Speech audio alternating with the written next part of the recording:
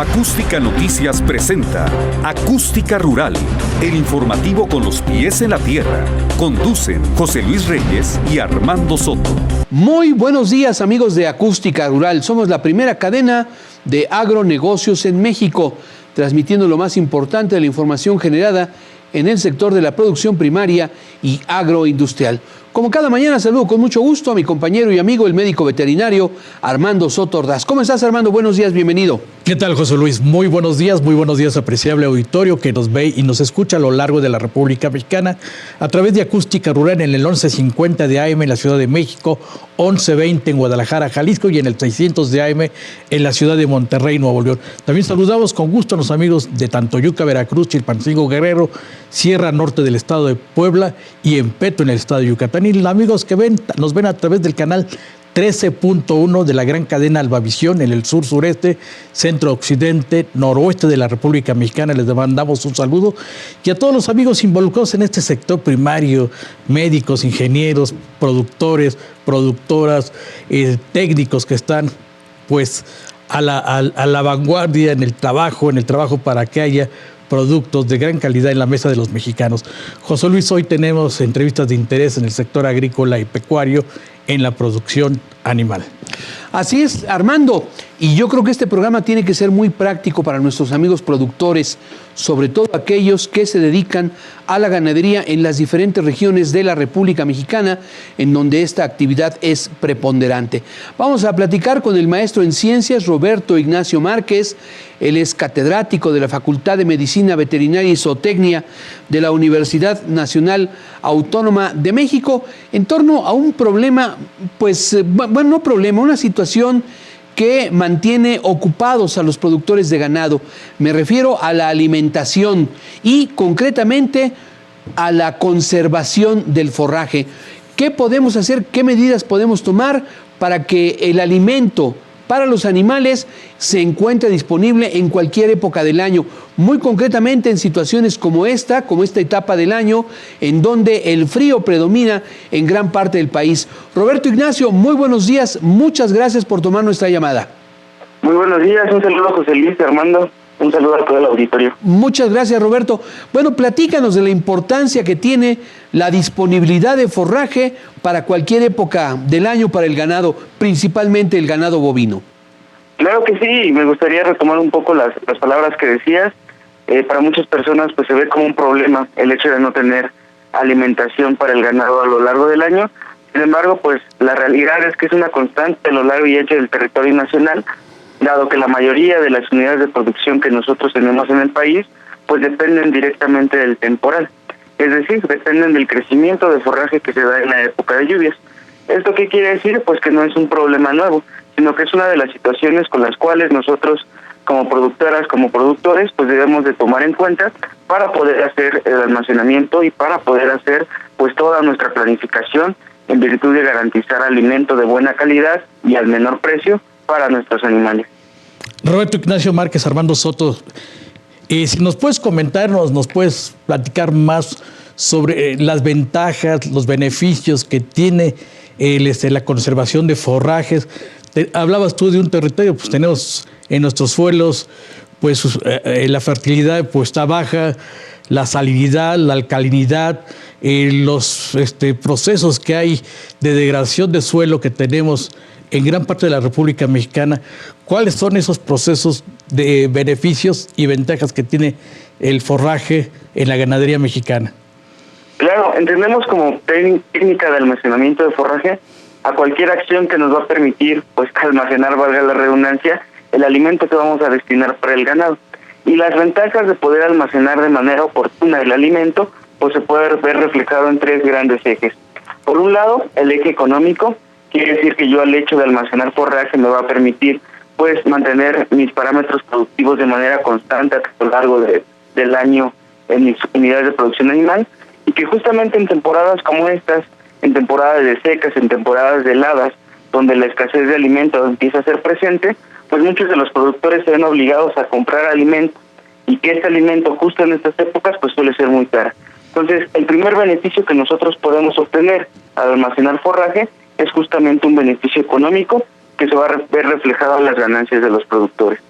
Por otro lado, el segundo beneficio, pues es un beneficio enfocado a la nutrición animal. El hecho de yo poder seleccionar qué forrajes puedo almacenar me da pie para poder almacenar forrajes de excelente calidad. Muchas veces en el mercado, nosotros en época de sequía o en época de estiaje, pues tenemos acceso a alimentos que están presentes pero que son de mala calidad, como la mayoría de los rastrojos.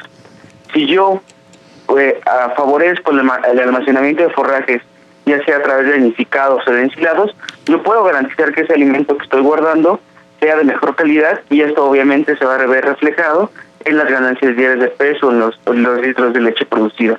Y por último, también tenemos beneficios sociales. El hecho de poder almacenar el forraje me permite a mí como productor pues ser independiente y ser más resiliente a factores externos, como pueden ser la época de sequía. Puedo aguantar un poquito más para vender mis animales, puedo aguantar un poquito más para comprar forraje, lo que se ve traducido también en beneficios sociales, de no depender de otras personas que generalmente pues son intermediarios que se llevan las ganancias de la venta y compra del alimento.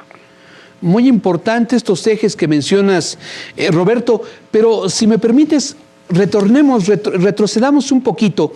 ¿Cuál es el mejor forraje capaz de ser almacenado y que sea apto para mi ganado? ¿Qué características debe de tener este forraje, Roberto? El mejor forraje es aquel que, dependiendo de la zona en la que yo esté, se pueda producir sin ningún problema. Si yo estoy en una zona en la que me permite, por ejemplo, cultivar maíz, pues el maíz quizás sea el mejor forraje. Si estoy en zonas quizás donde por la vocación del suelo no puedo tener grandes producciones de maíz, ni de avena, ni de otros granos, pero tengo acceso, por ejemplo, a arbustos forrajeros, a plantas forrajeras, esas especies nativas van a ser el mejor forraje. Parte esencial de nuestro papel como productoras, como productores, pues es identificar en dónde se encuentra mi rancho, cuáles son sus características y cuál es el forraje que pueda crecer ahí.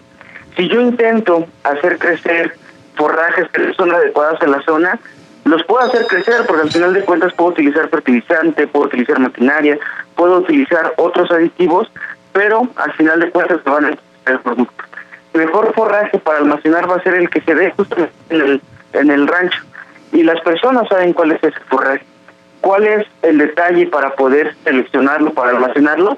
Simplemente saber a qué edad ese forraje tiene la mayor producción y tiene la mejor calidad nutrimental.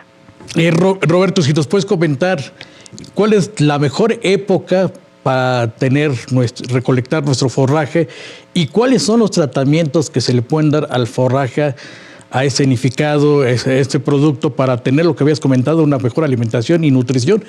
Y también la lignificación, ¿cómo afecta la lignificación en la alimentación y nutrición del ganado? Claro, la mejor época para poder almacenar forraje es al final de la época de lluvia, donde nosotros ya ocupamos esa agua que cae a través de la lluvia justamente para hacer crecer nuestros forrajes.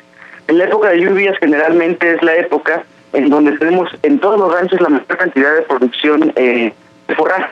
A veces es tanto forraje que ni siquiera los animales que tenemos lo alcancen a consumir. Ese excedente de forraje es el ideal para poderlo almacenar y poderlo ocupar entonces en épocas de sequía. Y existen dos grandes tratamientos muy reconocidos para poder almacenar el forraje. Por un lado, aquellos forrajes que se pueden almacenar a través de un proceso húmedo de fermentación que se conoce como ensilados, que me permite almacenar justamente este forraje con unas características especiales muy interesantes que a muchos animales les gusta, que es a través de este proceso de fermentación. Y el segundo tratamiento, que también ya la mayoría de la gente conoce, son los vinificados, que son estos forrajes que se cortan, se dejan secar y después se empacan para poderlos utilizar en la época de seca. Estos dos tratamientos son los más comunes que nosotros podemos encontrar. Y lo interesante de estos tratamientos es que se pueden hacer a la escala que nosotros queremos. Podemos ensilar miles y miles de toneladas, como nosotros podemos ensilar en bolsa, en tambo, para nuestras unidades de producción que a veces son más pequeñas. Entonces, sin importar el tamaño de la producción, siempre se puede acceder a una tecnología que me permita almacenar ese forraje que tuvimos como excedente durante la época de lluvias. Ahora, Roberto, adelante. Háblanos del valor nutritivo que debo de tomar en consideración para tener el mejor forraje disponible a lo largo del año? ¿Cuáles son esos parámetros? Claro, en el caso es importante mencionar que las plantas, como cualquier otro ser vivo, pues nacen, crecen, se reproducen y mueren. Y a lo largo de esa historia de vida que tienen los diferentes forrajes, su calidad nutricional va a variar. Cuando nosotros tenemos forrajes muy pequeños, que son recién germinados, pues su calidad nutricional suele ser mejor, pero tienen mucha agua. Conforme van creciendo, esa calidad nutricional puede ir disminuyendo un poco, pero vamos a tener mayor materia seca o mayor volumen de forraje que nosotros podemos almacenar. En algunos casos es importante seleccionar el forraje justo en esa época, antes de que exista, por ejemplo, una alta floración, o antes de que exista, por ejemplo, que se llene mucho de semilla, por así decirlo, ¿no? En el caso del maíz, en términos generales, pues siempre se ha manejado ese estado masoso lechoso del grano, que es el ideal, porque en ese momento me permite tener el mayor volumen con la mejor calidad nutrimental. En el caso de otros forrajes, justo también tenemos que evaluar ese punto medio. En aquel momento en el que yo pueda tener un mayor volumen, pero sin perder la calidad nutricional. ¿Qué pasa si yo me paso de ese punto? El forraje va a seguir creciendo, puede que siga creciendo, pero va a llegar un proceso de lignificación en donde toda esa energía y todos esos nutrimentos pues se van a destinar, por ejemplo, a la semilla, ¿no? Entonces, al final, el forraje que me queda a mí, pues es un forraje lignificado, que tiene mucho volumen, pero que tiene también pocos nutrientes y es poco digerible por parte de los animales. Muy interesante, Roberto, en el ensilado, saber cómo hacer ese ensilado, los cortes, el tamaño y también el momento del apisonado, y también tener esto, en qué tiempo voy a abrir mi silo para que ella ha hecho esa fermentación anaerobia o aerobia. Justamente como lo mencionas, en el caso de los ensilados, pues es todo un proceso para lograr tener un buen ensilado. Y hay dos puntos claves que también ya los has mencionado que son importantes de señalar. Uno es el tamaño de partícula en el cual el forraje debe de ser picado para ser ensilado. En términos generales se menciona que este tamaño de partícula pues debe de ser de 1 pulgada, alrededor de 2,5 centímetros hasta 3 centímetros. ¿Para qué? Para que pueda facilitar el apisonado y que el aire que quede entre las partículas se escape y se pueda fermentar. Y el Roberto segundo Ignacio, punto, perdón por la interrupción, ¿nos permites unos instantes? Vamos a escuchar a los patrocinadores de Acústica Rural y continuamos conversando este tema. Adelante. Gracias, vamos a esa pausa. Está usted en la primera cadena de agronegocios en México. Esto es Acústica Rural. Regresamos en un instante.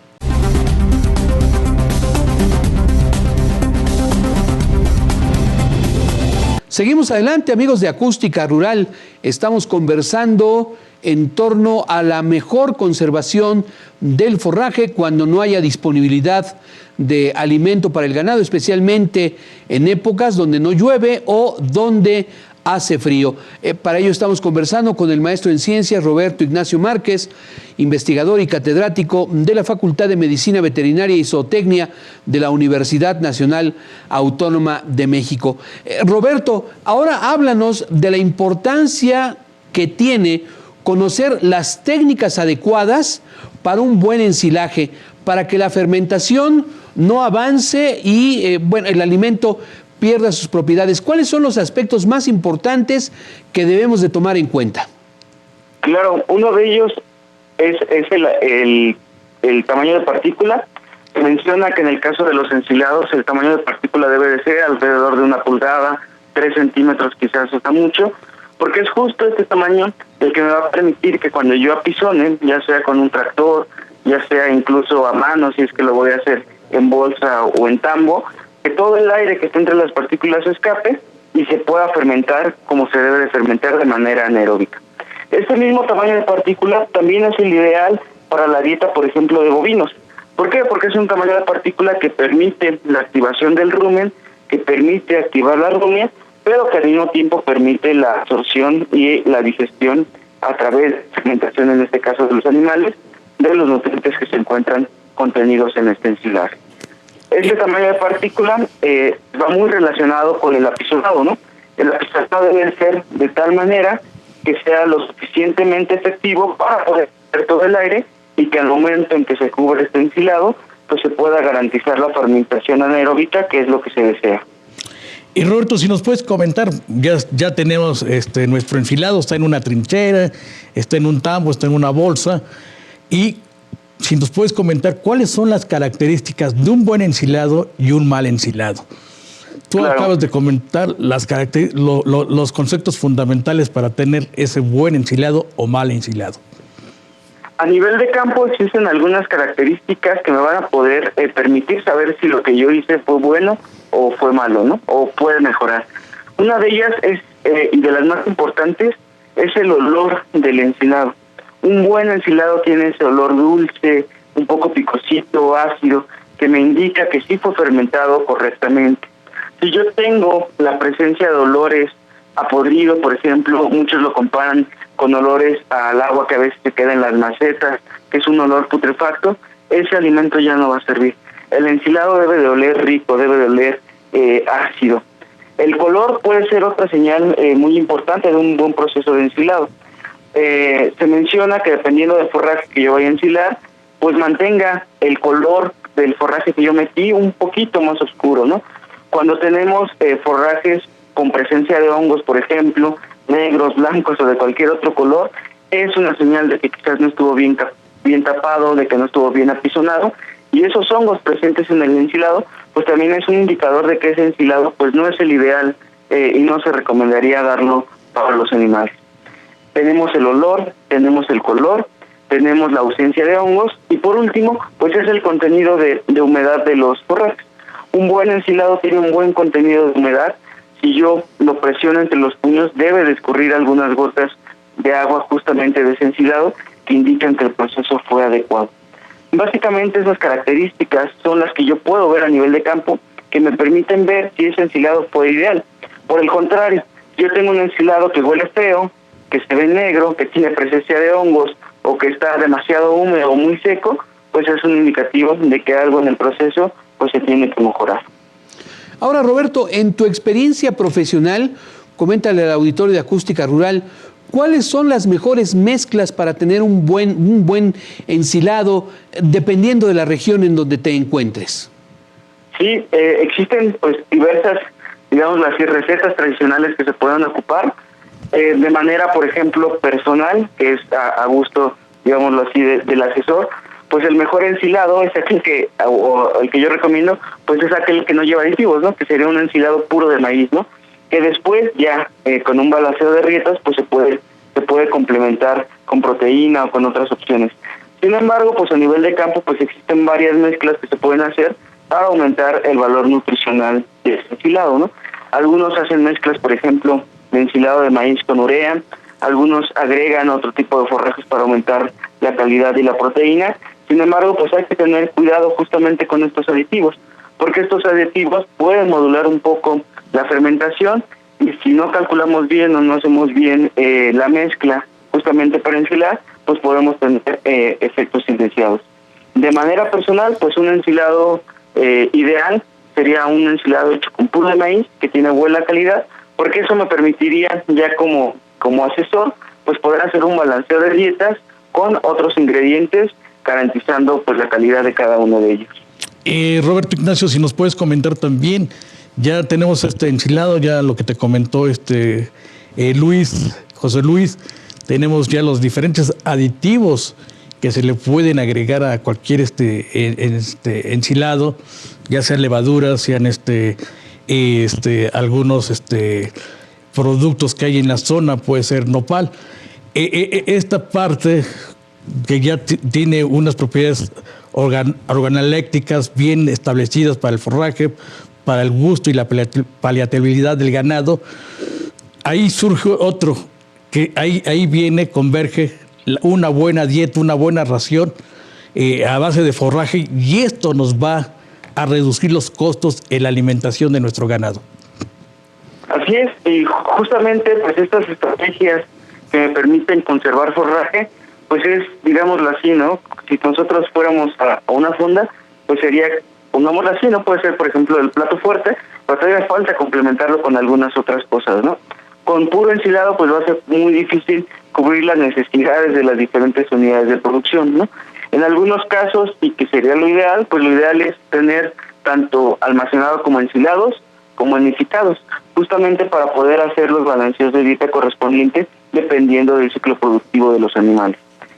Y a partir de que nosotros tenemos esta base de forraje, recordando que el forraje es el pilar de la alimentación de los rumiantes, entonces nosotros podemos hacer el balanceo de raciones a través, y de nueva cuenta, pues con ingredientes que nosotros tenemos disponibles en la zona, que nos van a permitir complementar pues esa alimentación, ¿no? Como fuentes de energía, de carbohidratos, pues habrá zonas que se tienen acceso, por ejemplo, a otros granos molidos, habrá zonas que tienen acceso a desperdicios de la industria, como puede ser desperdicio de panadería, de galletas, de tortilla, harinas, por ejemplo, ¿no? Como proteína, pues tenemos a la soya, podemos tener acceso a otro tipo de proteínas si es que se encuentran en la zona, y lo mismo pasa con las grasas, ¿no?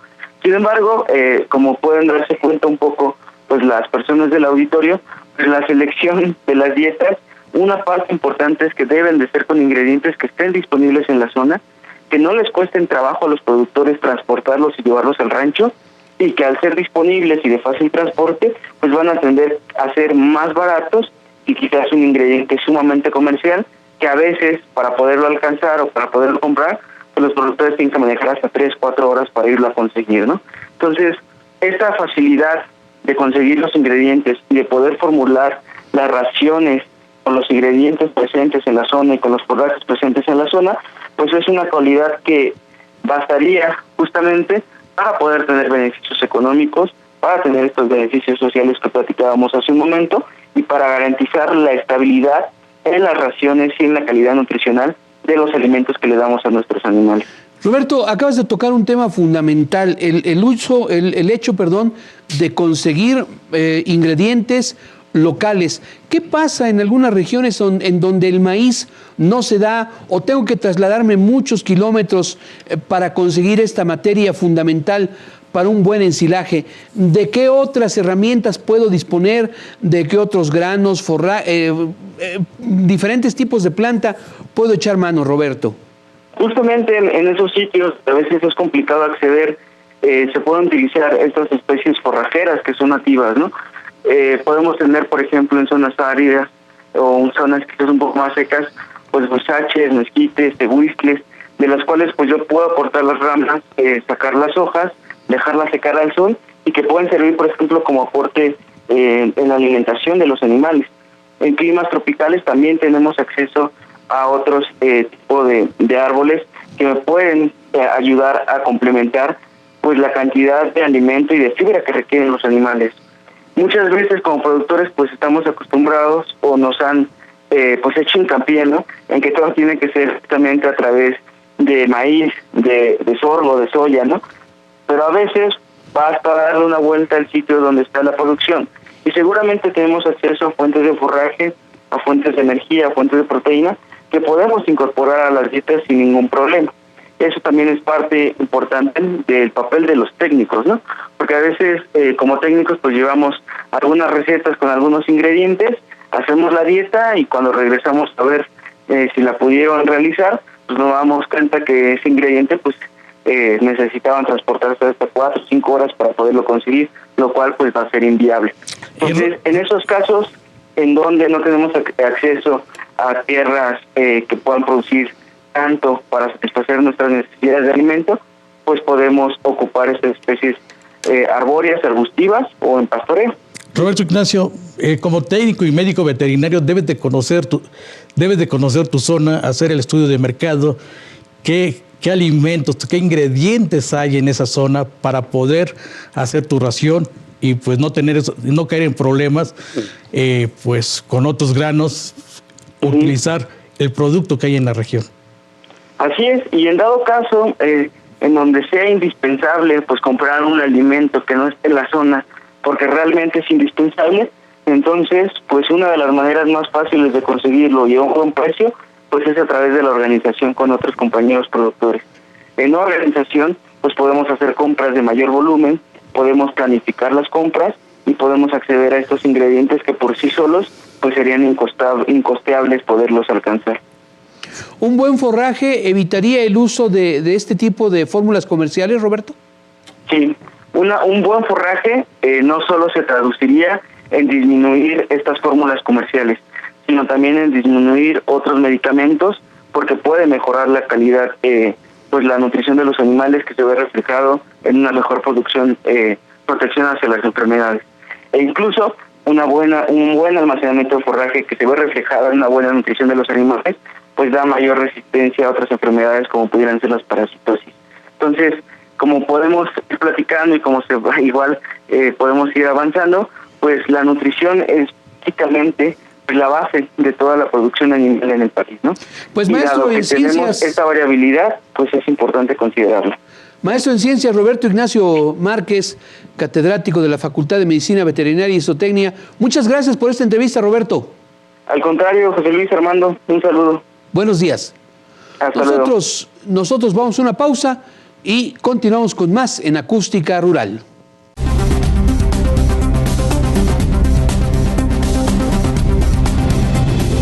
Continuamos adelante, amigos de Acústica Rural, la primera cadena de agronegocios en México. Y bien, ahora vámonos hasta el estado de Chiapas. Vamos al sur-sureste de la República Mexicana. Allá se encuentra el maestro Nicolás Castañeda Javier, director operativo de los agropecuarios consultores. Sin duda, Chiapas es un estado fundamental en la producción de alimentos y también una de las entidades que en los últimos años ha tenido pues la lupa de la opinión pública debido a la cantidad de recursos que se le han inyectado a este estado, independientemente de que hay esfuerzos del gobierno local y por supuesto de organizaciones que trabajan a favor de la producción en Chiapas. Así es que hagamos un recuento cómo cerró 2021 en materia agrícola ya en la entidad y qué es lo que se espera para este 2022. Maestro Nicolás Castañeda, muchas gracias y feliz año. Te apreciamos que tomes nuestra llamada. Muchas gracias, médico, amigos del auditorio del campo. Pues me da mucho gusto saludarlos desde acá, desde Chiapas, y decirles que pues el campo en Chiapas está con muchas perspectivas. A lo largo del año pasado tuvimos la oportunidad de estar platicando con todo el auditorio de los sistemas productos que tenemos. Para quienes nos escuchen, sepa que en Chiapas tenemos todos los microclimas, los cuales nos conlleva a tener todos los sistemas productos, ¿no? Tenemos la parte costera, la pesquería, tenemos en la región de la costa Soconusco los cultivos de clima tropical, tenemos un valle que está a la misma altura de Córdoba, Veracruz, y ahí tenemos el café de altura y de exportación de aquí de Chiapas, y tenemos evidentemente el sistema producto en ganadería doble propósito. Y ambos con muy buenos resultados, porque a pesar de haber estado en pandemia el año pasado, pues lo que se consiguió este sector es el sector que no paró. Maestro Nicolás Castañeda, el estado de Chiapas es un estado pujante hoy en día en la producción de frutales, también en la exportación de estos productos a mercados norteamericanos, y el café yo creo que es una de las partes importantes en la producción, café orgánico, café de altura en el estado de Chiapas, que está en todo el mundo, que es un café que se está cotizando excelentes precios en esos mercados. Y también lo que tú comentas, el desarrollo genético, mejoramiento genético en la ganadería de bovinos. Sí, lo dijiste bien, amigo. Fíjate que el año pasado fueron casos de éxito, se lograron exportaciones en cuanto al mango de manera exitosa, y como bien lo dijiste, en el café, nuestro café chiapaneco, sobre todo el de las fincas que tienen una certificación internacional, pues se cotiza en el mercado de Alemania, y tenemos en el mercado de Frankfurt el café de las dos fincas más representativas del Soconusco, tanto de la finca Argovia y otra finca de productores que se llama son unos productores del municipio de Mazatán, que la comercializadora se llama La Iguana Sana.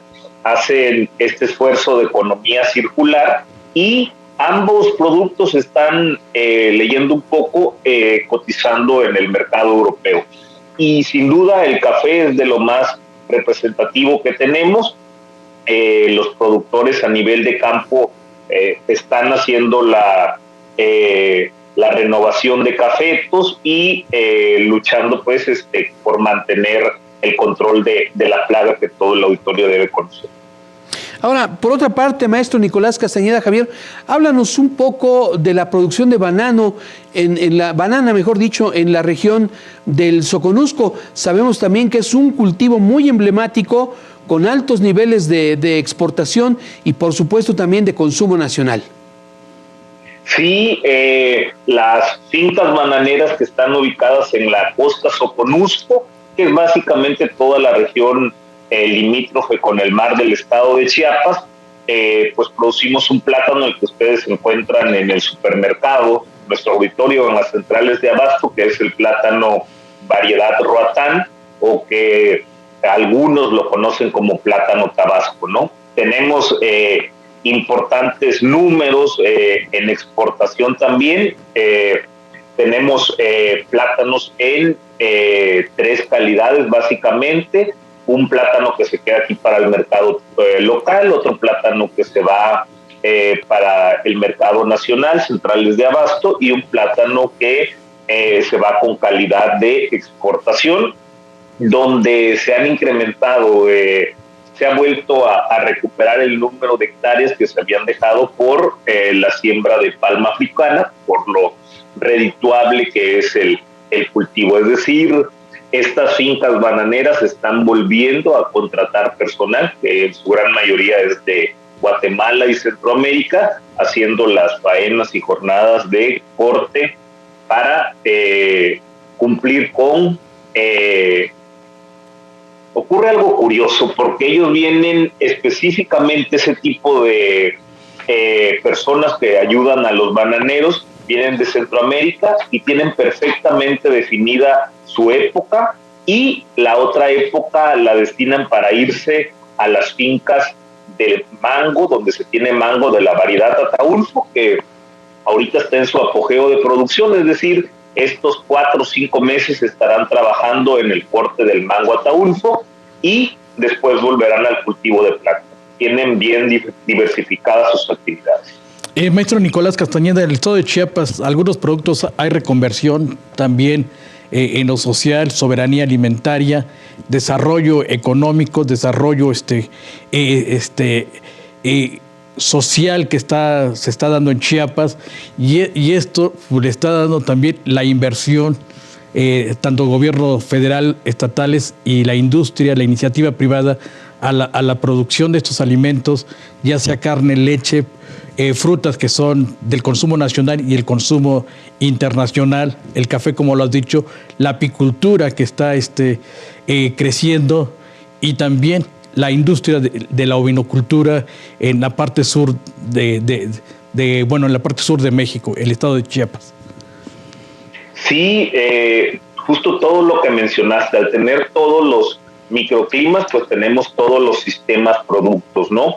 Tenemos miel que se va al mercado europeo, al mercado asiático, y también en la cuestión de ovinos, se tiene ovinocultura de traspatio en la gran medida, en un 70%, y solo el 30% de los productores tienen ovinocultura tecnificada, es decir, fincas que tienen o ranchos que tienen más de 200 borregos, ¿no?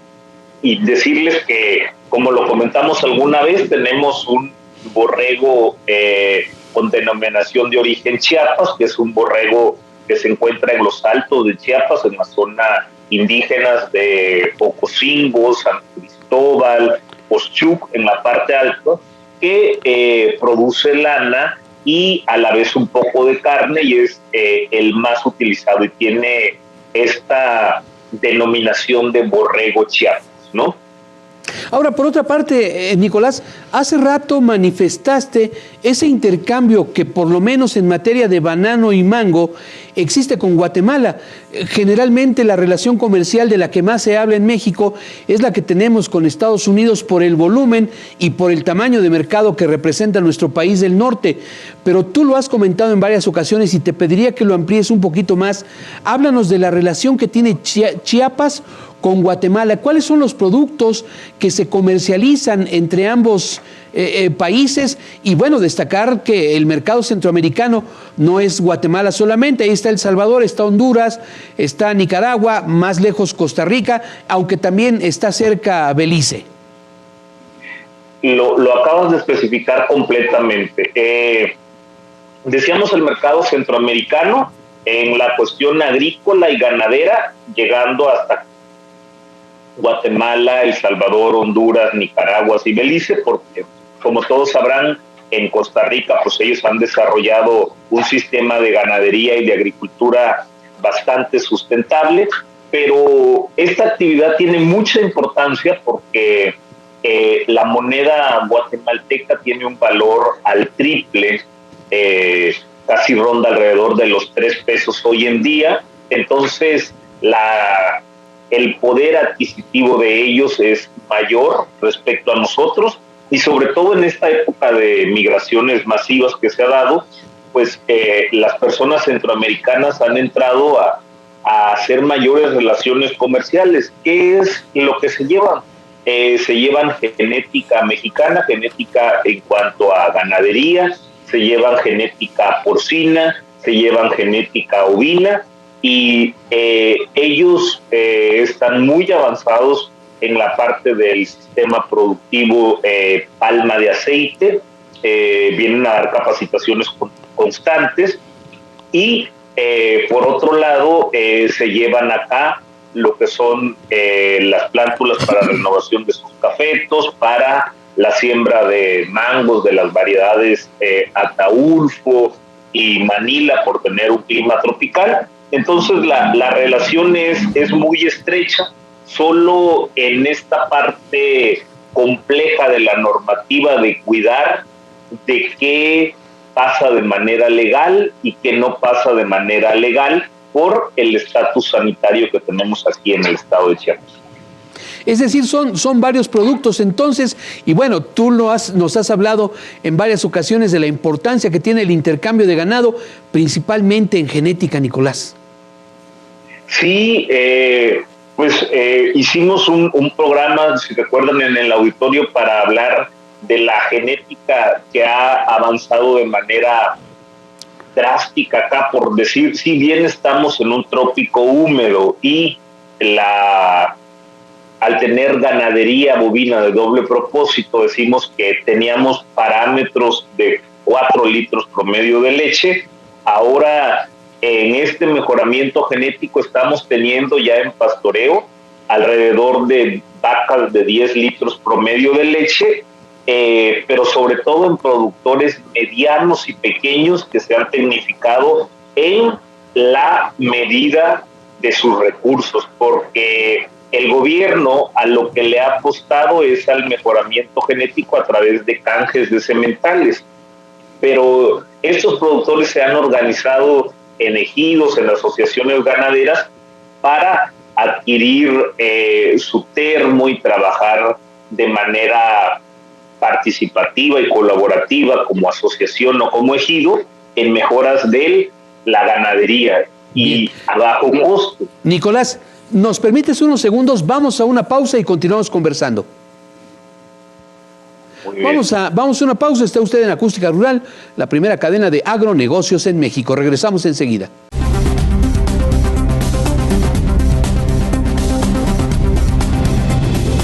Seguimos adelante, amigos de Acústica Rural, la primera cadena de agronegocios en México.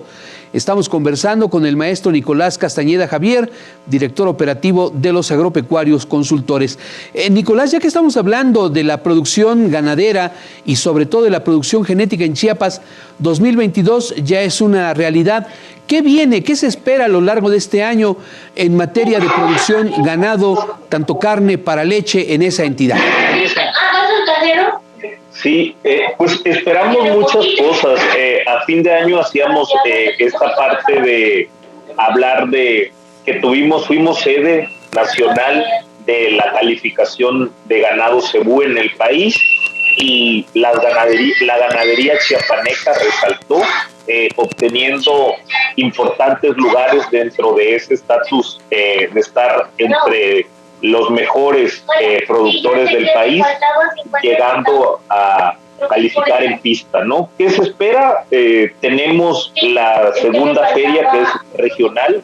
En marzo tenemos la Feria Chiapas, con sede en el municipio de Tapachula, y ahí engloba a esta parte que hemos comentado de productores centroamericanos, que por su conversión respecto al peso, pues les permite adquirir genética y productos agrícolas a mejor costo.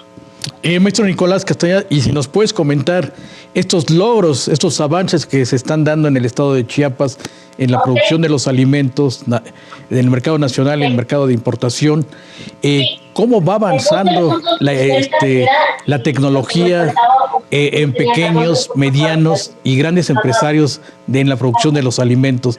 Esto también pues, nos da la capacitación que debe de tener el productor para tener el mismo una soberanía alimentaria, una agroecología, un desarrollo agroecológico en su zona, para tener una diversidad en flora y fauna en estos lugares. Sí, los productores cada vez más, hemos hablado de esta organización que se ha dado, pues se dice a pie de campo, ¿no? Y de ganadería, que no va a pasar nada que nosotros mismos no realicemos, y ellos lo que están realizando ahorita es organizarse, haciendo grupos organizados donde tienen perfectamente dominado en la ganadería que tienen que tener mejores praderas, ensilado en la medida de sus dimensiones. Algunos ensilan con tractor, otros ensilan con una picadora de forraje y otros lo hacen de manera manual, pero se realiza, y en la agricultura pues se realizan buenas prácticas de manejo agroecológico, sobre todo en las regiones donde se tiene café y algunos productos nativos como el cacao, donde los capacitadores de Sembrando Vida entran a hacer esas actividades de manejo agroecológico con las comunidades y ejidos que se encuentran en la zona donde se produce básicamente café y cacao, además de maderables aquí en el estado. Nicolás, a ese respecto, háblanos por favor de otros cultivos de importancia comercial y estratégicos para el estado de Chiapas. Acabas de mencionar el caso del cacao, también a través de los agropecuarios consultores han estado muy involucrados en el manejo, por ejemplo, del ajonjolí. Háblanos de estos productos y también menciónale al auditorio qué ocurre con otras regiones, la región selva, la región montaña con San Cristóbal de las Casas, la región limítrofe con el estado de Tabasco.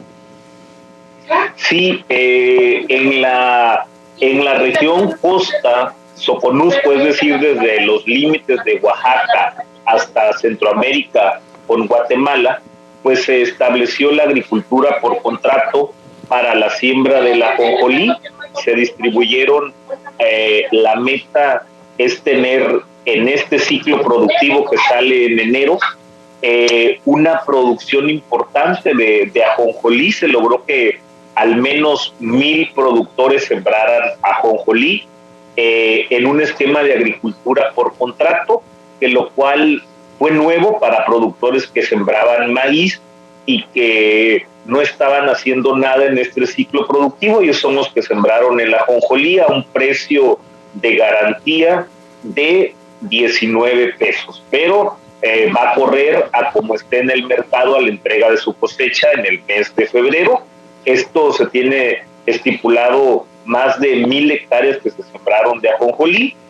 Eso es en la costa Soconusco. En la parte altos y sierra del estado, pues se hizo la renovación de cafetos para justamente combatir esta plaga de la roya del café que se tiene acá en el estado de Chiapas, y también, por otro lado, en las dos regiones ganaderas, como la de Palenque y la de Tapachula, pues permeó el mejoramiento genético a través de alrededor de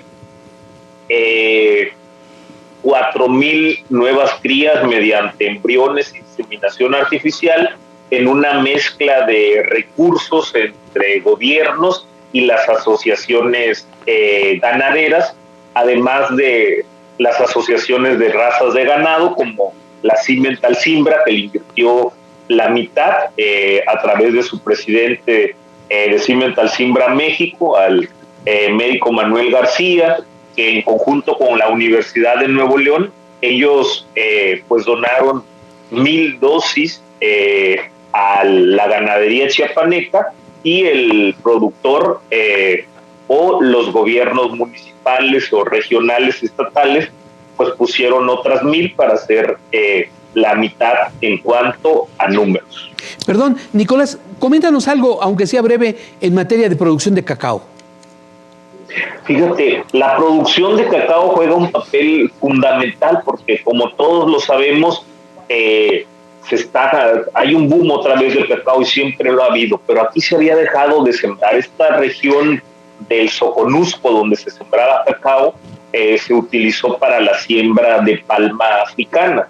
Entonces, ahora, al ver el valor comercial y la reconversión productiva que da el cultivo del cacao, pues está volviendo la gente a las plantaciones de cacao, y se está recuperando. Tenemos el caso de cooperativas de Mazatán, donde esa cooperativa, que básicamente la gran mayoría, el 80% son mujeres, a través de un producto que lo podemos decir porque hace economía circular, se llama la iguana sana, está llegando al mercado europeo. Entonces, al ver esos casos de éxito, pues más comunidades de la costa Soconusco están en la siembra del cacao, en miras de volver a recuperar ese corredor que se tenía hasta antes del cultivo de la palma de aceite. Maestro Nicolás Castañeda, si nos puedes comentar la derrama económica que tiene la producción de ganado bovino productor de carne en el estado, y también semovientes que se comercializan en la parte sur o en Centroamérica. También la producción de leche. La producción de leche, Chiapas ocupa un lugar muy preponderante, pues en la producción nacional es el 8º productor de leche. Esa leche, la transformación de esa leche a otros productos lácteos, ¿cómo está generando economía en algunas regiones? Sí, aquí en Chiapas tenemos básicamente, lo dijiste bien, tenemos el 8º lugar nacional en cuanto a producción de leche, y lo que se hace se comercializa a través de regiones. ¿Cómo es la comercialización de la leche acá en el estado? Muy temprano las empresas queseras pasan por la producción a pie de campo y se elaboran los quesos, el queso de hebra, que si ustedes lo conocen en el centro del país como quesillo, elaboran el queso bola de los Altos de la región de Ocosingo, y los quesos artesanales como los doble crema, el queso panela, pero se comercializan básicamente aquí en el estado. Hay una reconversión productiva muy buena porque de las familias, el 70% que tiene ganadería ordeñan y producen leche que da el sustento para las familias y los niños, es decir, es la principal actividad económica.